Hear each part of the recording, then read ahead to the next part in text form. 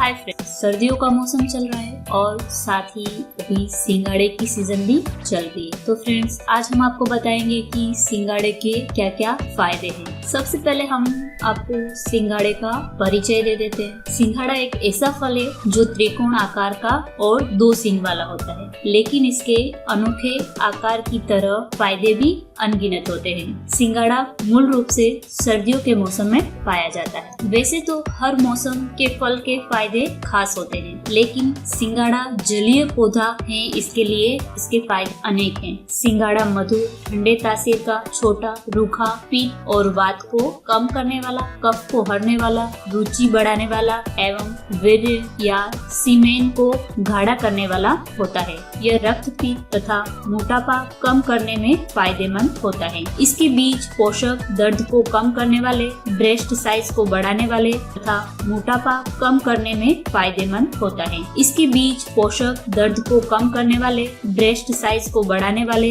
बुखार कम करने वाले, भूख बढ़ाने वाले तथा कमजोरी को दूर करने वाले होते हैं। इसे अतिसार या दस्त में भी लाभप्रद माना जाता है और इस फल का छिलका कमजोरी दूर करने और बुखार के लक्षणों से आराम दिलाने में मदद करता है। सिंघाड़े को अलग अलग भाषाओं में अलग अलग नाम से जाना जाता है। एग्जाम्पल के लिए संस्कृत में इसको जल फल, त्रिकोण फल, पानीय फल कहा जाता है। हिंदी में इसे सिंघाड़ा, सिंहाड़ा भी कहा जाता है। उर्दू में इसे सिंघारा कहा जाता है। ओडिशा में इसे पानी सिंघाड़ा कहा जाता है। कन्नड़ में इसे सगाड़े कहा जाता है। गुजराती में इसको शिग्रोड़ा कहा जाता है। साथ ही तमिल में इसको चिमकारा कहा जाता है। बंगाली में इसको पानी फल कहा जाता है। पंजाबी में इसे गोंडरी कहा जाता है। मराठी में सैलम में इसको करीम पोलम भी कहा जाता है। साथ ही इंग्लिश में इसको इंडियन वाटर चेस्टनट भी कहा जाता है। तो फ्रेंड्स, हमने देखा कि सिंघाड़े को अलग अलग भाषा में अलग अलग नाम से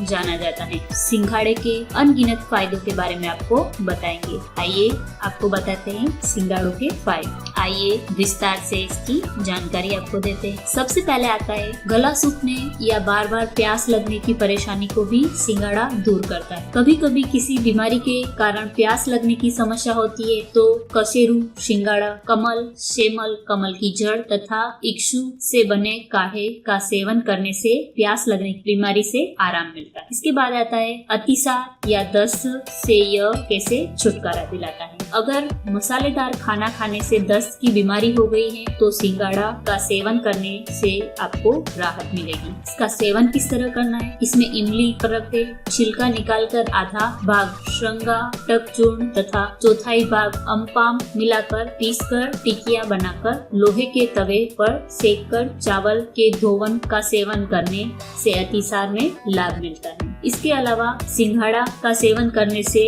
अतिसार या दस्त की परेशानी कम होती है। इसके बाद आता है पाइल्स या अर्श के दर्द और ब्लीडिंग को कम कैसे किया जाए। कच्चे सिंघाड़े का सेवन करने से पाइल्स के कारण जो ब्लीडिंग होती है, उसके कारण जो दर्द और रक्त स्राव होता है, उसको कम किया जा सकता है। इसके बाद आता है पेशाब संबंधी समस्या। मूत्र संबंधी समस्या में मूत्र करते वक्त जलन और दर्द होना और धीरे धीरे मूत्र होना जैसी समस्याएं आती हैं। सिंघाड़ा इस समस्या से राहत दिलाने के लिए बहुत फायदेमंद है। सिंघाड़े के हींग में शहद तथा चीनी मिलाकर सुबह पीने से मूत्र संबंधी समस्या दूर होती है। इसके बाद आता है प्रमेह संबंधी समस्या दूर होती है। इसके बाद आता है प्रमेह या डायबिटीज को नियंत्रण करने में किस तरह लाभकारी है सिंघाड़ा। आइए जानते हैं। डायबिटीज होने पर ब्लड शुगर को कंट्रोल करना सबसे ज्यादा जरूरी होता है। सिंघाड़ा इस तरह की बीमारी के लिए काफी फायदेमंद है। सिंघाड़े का सेवन करने से शुगर को कंट्रोल करना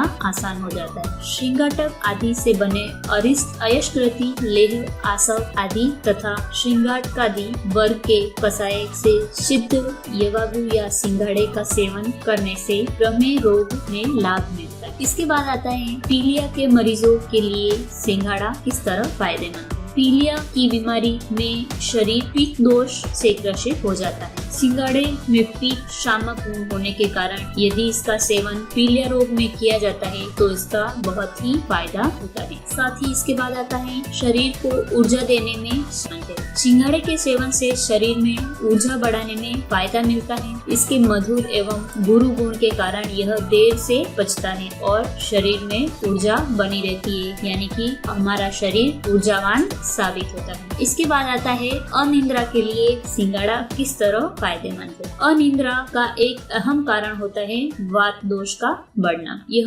ज्यादा स्ट्रेस या तनाव की वजह से भी होता है। सिंघाड़े में गुरु और मधुर गुण होने के कारण ये वात को शांत करने में मदद करता है, जिससे तनाव कम होता है और अच्छी नींद आती है। इसके बाद आता है पेट की समस्या। पेट की समस्या जैसे खाना ठीक से नहीं पचना, भूख कम लगना, पित्त दोष के असंतुलन होने के कारण ये सब होता है। इस अवस्था में पाचक अग्नि मंद पड़ जाती है। सिंघाड़े के सेवन से पाचक अग्नि को मजबूत कर पाचन तंत्र को स्वस्थ किया जा सकता है, क्योंकि इसमें मधुर एवं पीत शामक गुण पाए जाते हैं। इसके बाद आता है त्वचा के लिए सिंघाड़ा किस तरह फायदेमंद है। त्वचा में होने वाली परेशानियां जैसे त्वचा का काला पड़ना, झुर्रियां पड़ना, कील मुहासे आदि पीत के अधिक हो जाने के कारण होता है। ऐसे में सिंघाड़े में पीत शामक, शीत एवं कषाय गुण पाए जाते हैं। यह त्वचा को स्वस्थ बनाए रखने के लिए बहुत ही उपयोगी है। इसके बाद आता है खुजली से किस तरह यह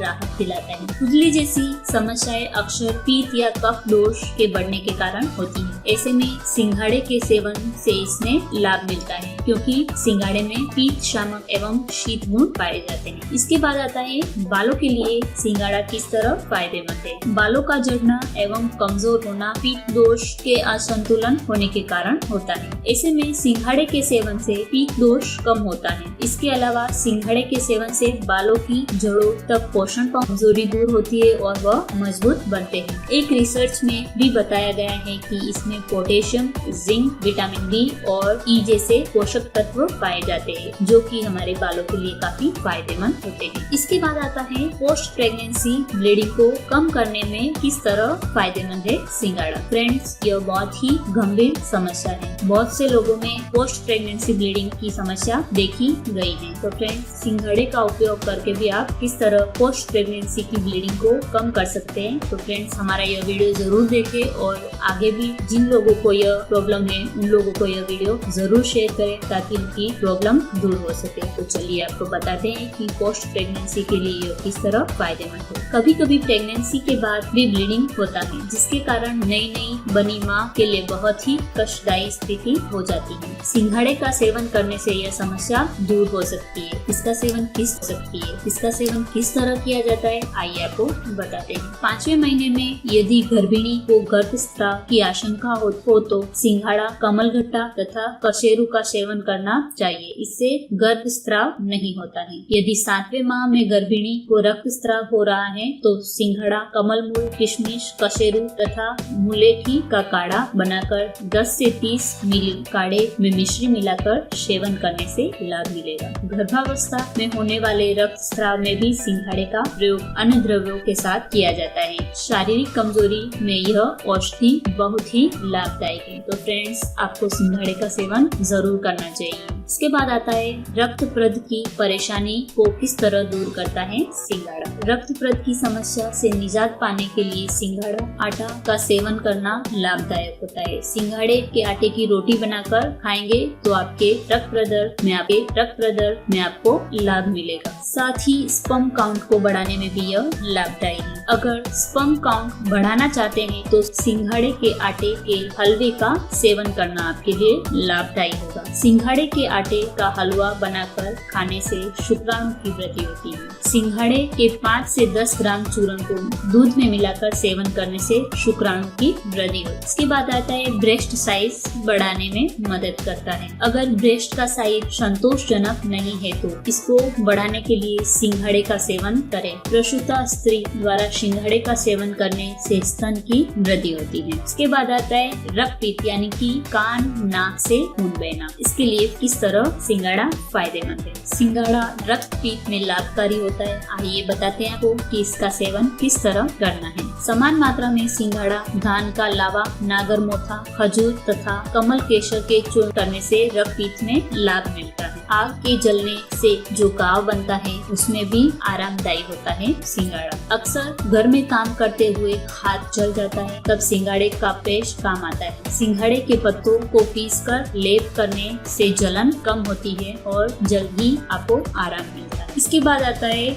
दंत रोग में किस तरह फायदेमंद है सिंघाड़ा। अगर जल दंत से परेशान है तो सिंघाड़े का सेवन करने से राहत मिलती है। जल दंत की अवस्था में दांत को उखाड़कर उस स्थान पर लगाने से विदारी कंद, मुलेठी, सिंघाड़ा, कैसूर तथा 10 गुना दूध से शुद्ध तेल लगाने से आराम मिलता है। इसके बाद आता है सेक्सुअल स्टेमिना बढ़ाने में किस तरह फायदेमंद है सिंघाड़ा। कभी कभी किसी बीमारी के कारण सेक्सुअल स्टेमिना में कमी आ जाती है। समान भाग में सिंघाड़े के बीज, उड़द की दाल, खजूर, स्थावर की जड़, सिंघाड़ा तथा किशमिश को विधि पूर्वक 8 गुना जल एवं 8 गुना दूध डालकर दूध के बचे रहने तक पकाएं। फिर इसमें चीनी, वंशलोचन, ताजा घी और शहद मिलाकर पीने से वाजीकरण गुण की वृद्धि यानी कि सेक्स करने के दौरान सेक्सुअल स्टेमिना को बढ़ाने में मदद मिलती है। फ्रेंड्स, सिंघाड़े के फल और पत्ते आयुर्वेद में काफी फायदेमंद माने गए और इसका आयुर्वेद में काफी इस्तेमाल भी किया जाता है। तो फ्रेंड्स, हमने देखा कि कौन कौन सी बीमारी में किस किस तरह से सिंघाड़े का सेवन करना चाहिए